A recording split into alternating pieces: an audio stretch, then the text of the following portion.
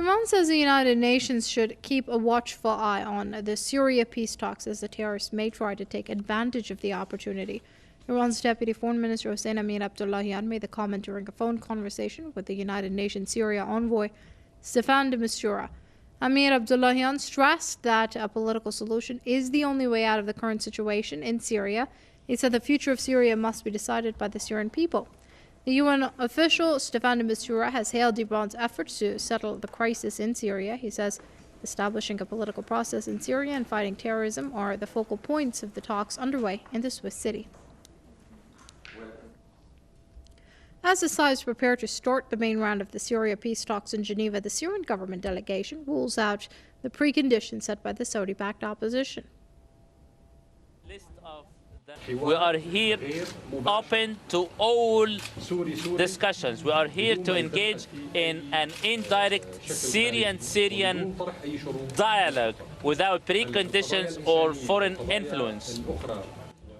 The humanitarian issue. Jafari says the opposition is not serious in resolving the conflict that's been plaguing the country for more than 5 years. He said Damascus is determined to end the bloodshed and is open to unconditional dialogue with the opposition. U.S. Secretary of State John Kerry has also commented on the talks. He called on all sides to make the most of the moment. Kerry said years of conflict prove that the Syria crisis cannot be resolved by military means. In the end, there is no military solution to the conflict. Without negotiations, the bloodshed will drag on until the last city is reduced to rubble and virtually every home, every form of infrastructure, and every semblance of civilization is destroyed. And that will ensure an increased number of terrorists. Kerry says a negotiated political solution to the Syria crisis paves the way for defeating Daesh terrorists once and for all. He urged the international community to put pressure on Syria's warring sides to follow the United Nations Security Council resolutions. On Sunday, UN Syria envoy Staffan de Mistura sat with a 17-member delegation from the so-called main Syria opposition group, including the High National Committee head. De Mistura has described the meeting as constructive. An HNC spokesperson said that the session was an opportunity for the opposition to clarify its stances. Meanwhile, militants from the Jaish al-Islam group have sent their senior negotiator Mohammed Aloush to Geneva. The terrorist group has strong presence near the Syrian capital and is considered as one of the main groups fighting the government. Days after the launch of the third round of Syria peace talks aimed at ending the years-long conflict in the Arab country, the main round of negotiations are yet to kick off. Angered by the procrastination, head of Syrian government delegation Bashar Jafari has cast serious doubts on the seriousness of opposition groups.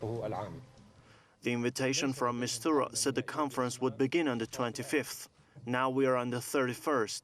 The conference did not start on time because the opposition delegation was late. This is a sign that they're not serious. Jafari also denounced preconditions set by the Saudi-backed opposition, the so-called High Negotiations Committee.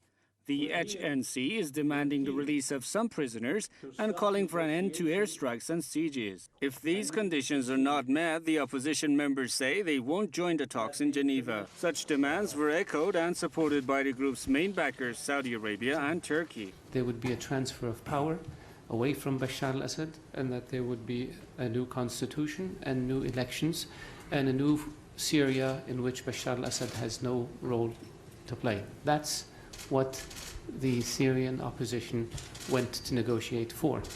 We support their decision. We support them if they choose not to negotiate, and we support them if they choose to negotiate. We asked the opposition to go to Geneva, and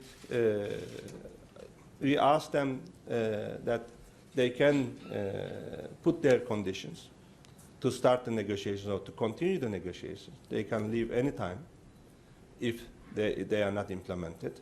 But what really overshadowed Sunday's talks was the bloodshed in the Syrian capital, Damascus. Bombings claimed by Daesh terrorists killed scores of people near the Sayyida Zainab shrine in Damascus countryside. Syrian government delegation condemned the terror attacks, noting they confirmed the link between a Saudi-backed opposition and terrorists. What is regrettable is not only the explosion, but the declarations of one of the Southern Front leaders on the ground. This confirms that the Syrian government has said over and over again that there is a link between terrorism and those who sponsor terrorism from one side and some political groups that pretend to be against terrorism. Apart from the role of President Bashar al-Assad in Syria's future, identification of terrorist groups has been a serious bone of contention among key players in previous rounds of talks.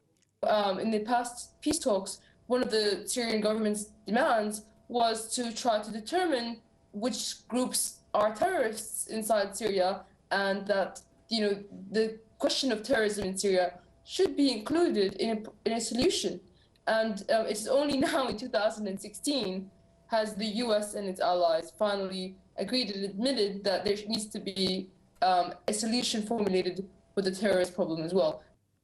However, President Assad's fate and the identification of terrorist organizations seem largely intertwined, as branding certain militant groups as terrorists would undermine efforts by the US and its regional allies, including Saudi Arabia, to ensure that Assad is removed from power.